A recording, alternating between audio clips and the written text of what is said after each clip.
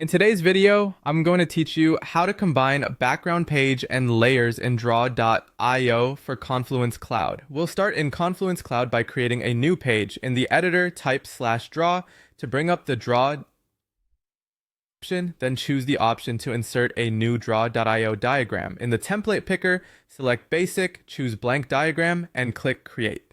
This opens the draw.io editor inside your Confluence page. At the bottom of the editor, you'll see page tabs. We're going to separate the background from the content so you can reuse the background and keep your diagram organized. Click the plus button to add a new page and rename it to background. Add your background image to this page and size it as needed. Keeping the background on its own page makes it easy to maintain consistent branding or layout across multiple pages within the same diagram. Next, create layers for your content so you can control visibility later. Open the Layers panel by going to View, then Layers, or use the shortcut Ctrl+Shift+L on Windows or CMD+Shift+L on Mac. In the Layers dialog, click the plus icon to add a new layer for your content and rename layers to match what they hold, like annotations or data.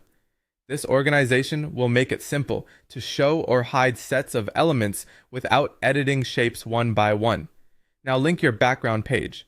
Click an empty area on the canvas to show the diagram format panel on the right. In that panel, check background, then click change and select the background page you created.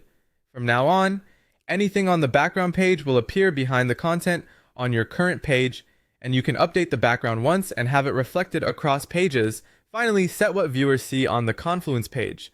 Navigate to the specific page tab you want to display. Open the Layers panel again and use the eye icons to hide any layers you don't want visible. Then, back on the Confluence page, hover over the embedded diagram to reveal the toolbar, open Viewer Settings, check Current Viewer State, and click Save.